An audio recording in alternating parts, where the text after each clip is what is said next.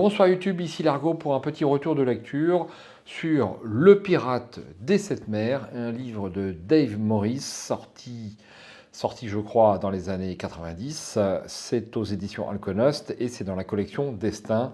La collection Destin, comme Le Collier Maléfique, pour lequel j'ai fait une vidéo il y a quelques jours, eh bien c'est une collection pour laquelle vous n'avez pas besoin de dés. Tout est prévu à l'avance en fonction de vos capacités. Vous avez juste besoin d'un crayon et d'un papier. Et ma foi, c'est assez agréable pour jouer dans toutes les positions. Si ce petit retour vous intéresse, eh bien, je vous donne rendez-vous dans quelques instants après le générique pour ce retour de lecture.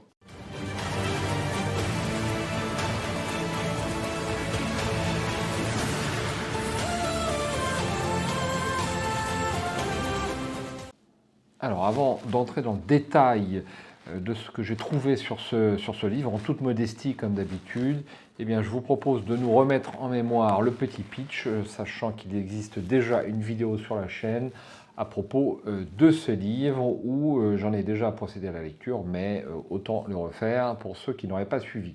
Donc c'est un texte de Dave Morris, illustration Léo Artas et la traduction à nouveau de Yannick Surcouf, comme Le Collier Maléfique d'ailleurs. Traduction impeccable, je ne me suis pas du tout aperçu que c'était traduit de l'anglais, c'est donc que le style est bon, et fluide et agréable. À la dérive dans un canot, vous tentez désespérément d'échapper avec 3 autres matelots au démoniaque capitaine Scavench. Si vous y parvenez avant d'être mort, de soif ou englouti par la tempête, vous savez que le plus dur restera à accomplir. Vous seul connaissez le nouveau plan de Scavench, de loin son plus vicieux. Vous vous lancez dans l'aventure, déterminé à rassembler un équipage, à vous procurer un navire et à embarquer pour un voyage de vengeance et de justice.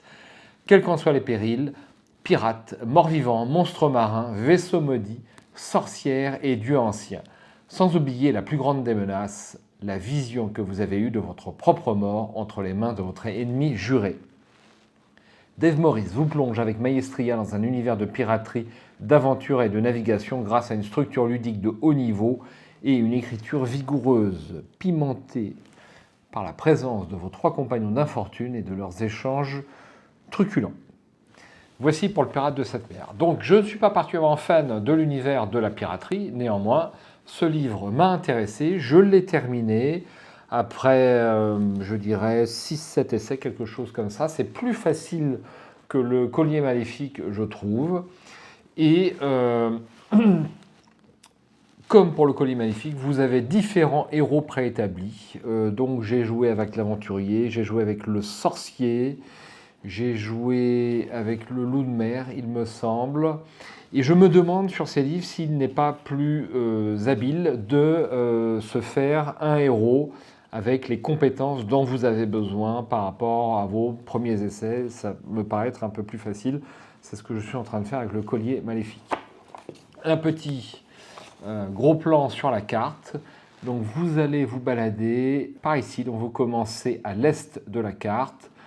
Pour vous rendre, eh bien, alors où se trouve l'île dont on a besoin? Donc il y a différents chemins qui sont possibles, comme pour Le Collier Maléfique, qui vont avoir une grande influence. Vous pouvez passer par les îles qui se trouvent tout en haut de cette carte pour atteindre Saint-Maximin, Galantina, Velluto, enfin pour atteindre l'ouest de la carte. Donc vous démarrez sur cette partie du jeu à l'Est-End, mais à la fin du livre, j'avais oublié d'ailleurs, eh bien voici le lieu de votre évasion. Alors je ne vous en dis pas plus sur le début, mais vous allez vous évader du bateau du capitaine Scavench et vous allez avoir le choix déjà entre passer entre ces 4 îles et puis des routes commerciales plus au sud.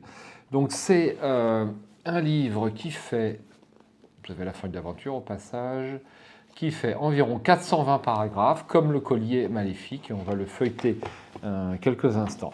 Alors, ce que je peux vous dire sur ce livre-jeu au niveau de ses points forts et de ses points faibles, c'est un livre narratif et immersif. Le côté voyage en mer, dans un univers de piraterie teinté de magie, est très très bien rendu.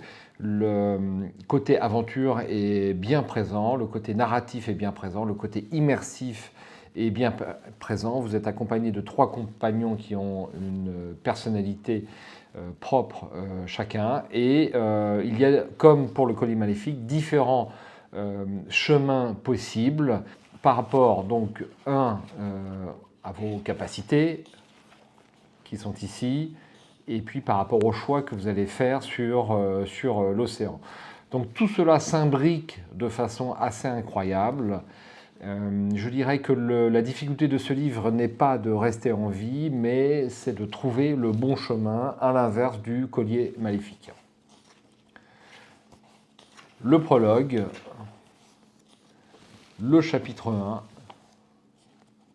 Alors, quelques illustrations, moi qui m'ont paru de très bonne qualité. Les illustrations, on le rappelle, eh bien, illustration de Léo Artas. Eh bien, c'est très très bien foutu.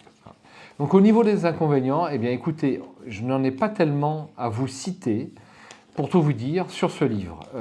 Voilà, si vous aimez l'univers de la piraterie et ou les livres de Donald le Héros, vous pouvez y aller. Moi, je ne suis pas tellement fan des pirates, mais j'ai pris grand plaisir à parcourir ces océans à la poursuite du capitaine Scaravenge. J'aimerais bien vous présenter d'autres illustrations, n'est-ce pas? Il n'y en a pas tant que ça. Voici, alors là on ne voit pas grand-chose, on va essayer de vous présenter autre chose. Voici le style d'illustration. Parfois ça fait son office dans la plus pure ligne des livres dont vous êtes le héros. Donc vous pouvez y aller les yeux fermés. C'est de quand? J'aurais bien aimé vous donner la date. Édition originale 1993, comme le collier maléfique, c'est un petit peu pareil. Et donc ça a 30 ans. Au niveau du texte et des mécanismes de livre dans le héros, on sent que ça a 30 ans, effectivement. Néanmoins, ça ne m'a pas du tout gêné. C'est avec grand plaisir que je relis ces livres dont vous êtes le héros, qui sont un petit peu anciens. Et à venir sur cette chaîne, eh bien, Loup solitaire. Je ne serai pas le seul à avoir fait des vidéos sur ce Loup solitaire. Mais on replonge en enfance, ou plutôt en adolescence, avec ces livres-là. Je vous dis à bientôt, j'espère sur la chaîne, et à ciao, bonsoir.